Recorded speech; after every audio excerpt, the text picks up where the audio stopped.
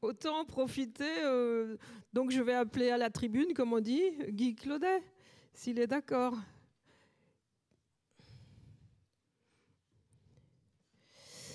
Donc qui intitule sa communication Genèse d'une réussite. Et je répète, Guy Claudet, sans Guy Claudet, ce colloque n'aurait pas eu lieu. Parce que c'est lui qui nous a donné tant d'informations et une telle iconographie au sujet de Victor Vermorel. Et Guy, à vous. Merci.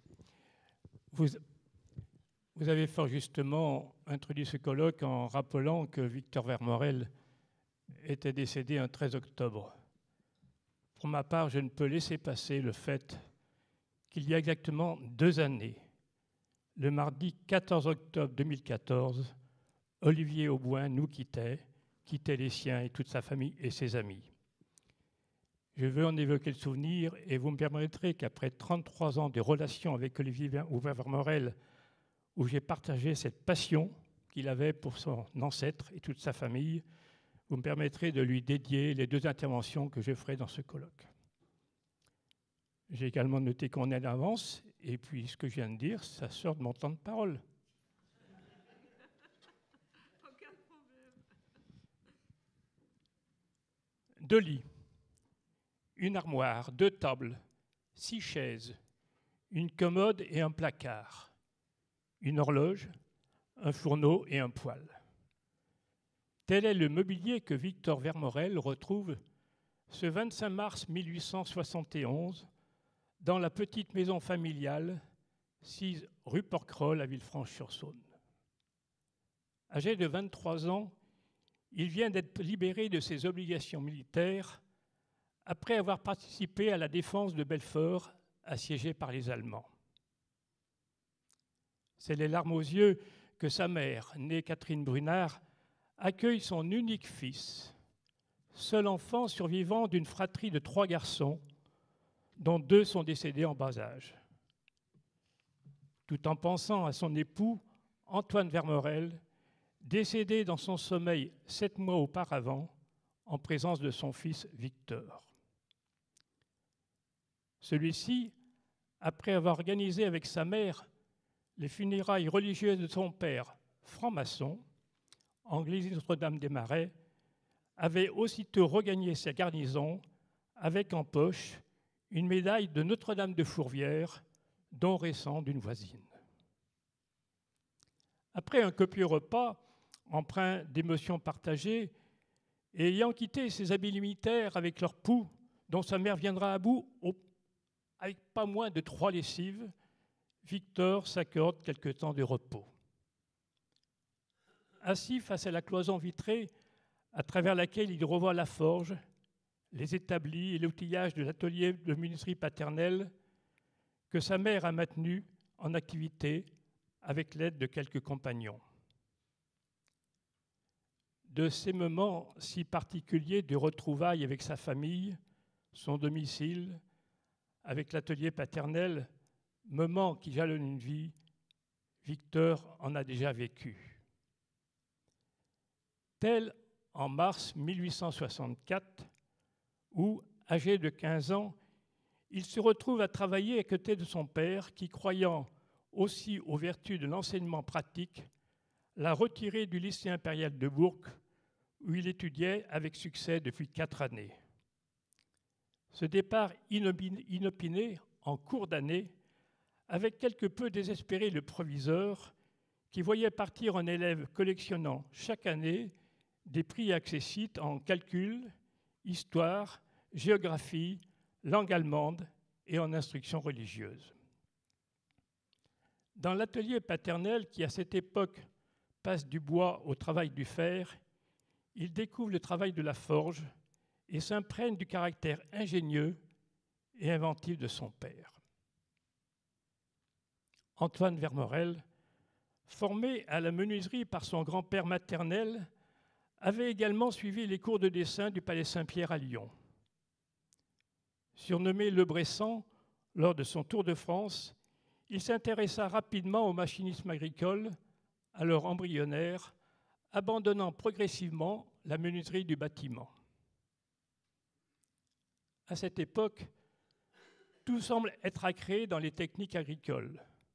Aux vieux outils désuets et incommodes qui ont suffi jusqu'alors aux besoins d'agriculteurs routiniers et peu fortunés, il convient de substituer des instruments plus modernes, permettant une besogne plus rapide et un rendement plus avantageux.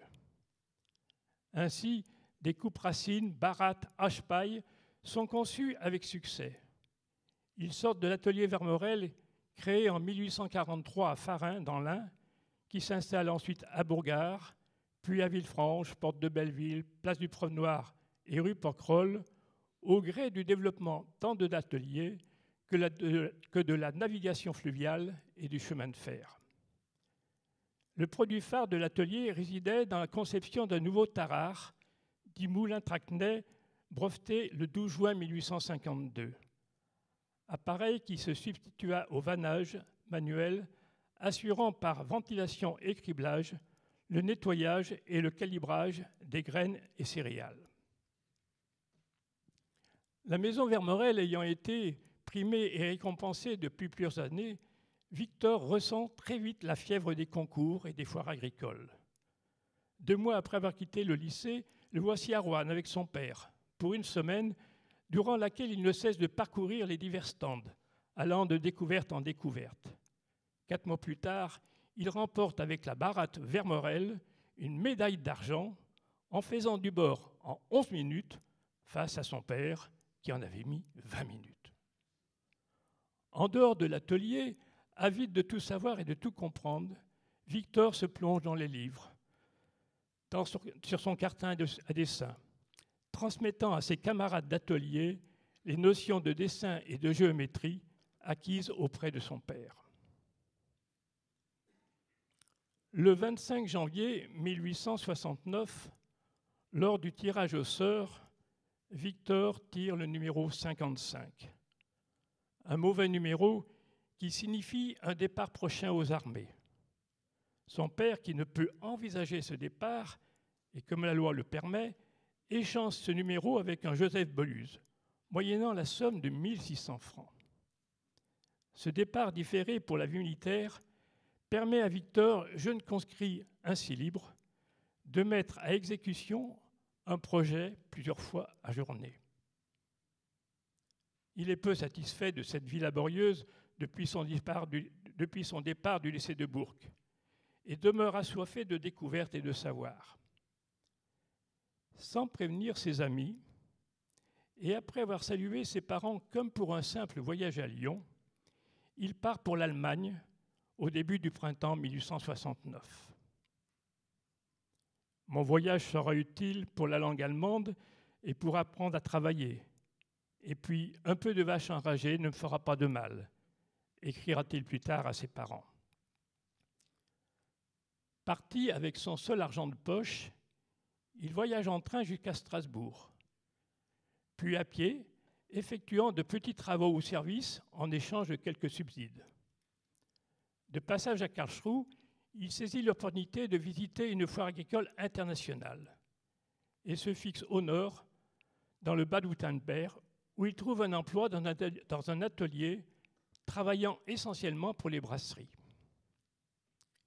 De 6h à 19h, tout en pratiquant la plomberie, la chaudronnerie, le tournage, il découvre le façonnage des métaux non ferreux, le tin, le cuivre, le laiton, et prolonge ses journées en apprenant l'allemand et autres matières dans un institut voisin. Il dépense largement son petit pécule et ses quelques acomptes sur salaire, mais refuse cependant l'argent que son père se propose de lui adresser au titre des ventes effectuées en son absence.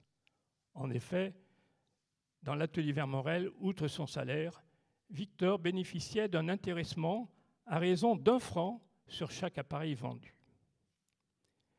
Début novembre, face à une fatigue naissante et l'importance du travail, Antoine Vermorel presse son fils de rentrer à Villefranche. Obéissant, ce dernier découvre alors que son employeur ne peut lui régler son dû. Ne pouvant espérer de l'argent et ne pouvoir concevoir de capituler devant un Allemand, il propose de convertir le salaire impayé en prolongeant l'hébergement de son employeur, qui était également son logeur. À l'issue de ce stratagème, qui lui permet de prendre encore quelques cours dans l'institut voisin, il prend le chemin du retour. Sans un sou en poche, à pied, il regagne Strasbourg, où un passeport d'indigent lui est délivré le 3 décembre 1869, avec en plus des secours de route à la charge de tous les départements traversés. Rentré à Villefranche plein d'ardeur, Victor n'a guère le temps de transmettre et d'expérimenter et de mettre en pratique ces idées nouvelles qui fourmillent en lui. Car dès l'été 1870, la France entre en guerre avec l'Allemagne. Si la loi militaire de 1868 lui avait permis de se faire remplacer lors du tirage au sort, elle l'obligeait par contre à servir dans la garde nationale mobile dans laquelle il avait été incorporé. Garde qui, en temps de paix, n'existait que sur le papier et ne devait être qu'une force entièrement inerte et nécessairement au repos. Le conflit avec la Prusse en décida autrement. Il reçoit au mois d'août son ordre de départ et défile rue nationale avec les autres mobiles aux accents de la Marseillaise ou du chant du départ. C'est ainsi qu'il avait quitté Villefranche en direction de Belfort. Désormais responsable de l'atelier familial, Victor procède à un état des lieux par un inventaire des outils, fournitures et marchandises, d'un montant de 12 500 francs, à peine 10 fois le prix de son remplacement militaire. Il poursuit les fabrications en cours assuré par quelques compagnons, s'appuie sur ces derniers et se montre relativement peu pressé d'assumer ses nouvelles responsabilités. Animé d'un désir d'innovation technique, assoiffé de savoir, tourmenté par des interrogations et réflexions tant spirituelles que politiques, son esprit est loin d'être en repos. Tout en travaillant, il passe une grande partie de son temps, y compris les soirées, à découvrir, discuter, débattre. Et sa mère viendra le chercher plusieurs fois au café, lui signalant que des clients attendent à l'atelier. Il passe de longues heures à parler religion avec sa cousine Antonia, religieuse Saint-Charles, juste avant qu'elle ne parte au Dahomey, l'actuel Bénin. Peu après son départ, il est reçu le 10 août à Lyon au sein de la loge maçonnique Bienfaisance et Amitié, sise à la Croix-Rousse et à laquelle son père avait appartenu. Les divers débats auxquels il participe, tant à Lyon qu'à Villefranche, semblent accroître son tourment. Quel monde, mon Dieu! Est-ce pour cela que vous l'avez créé ? S'interroge-t-il dans son agenda le 16 janvier 1872. Peut-être ai-je mis mes lunettes obscurcies par les vapeurs de l'enfer, car je le vois noirâtre. Ne ferais-je pas mieux de m'occuper d'agriculture et ne travaillerais-je pas mieux pour l'humanité en trouvant une bonne machine ou un bon amendement pour le sol qu'en me portant comme ergoteur de place publique. Soupçonné à cause de ses fréquentations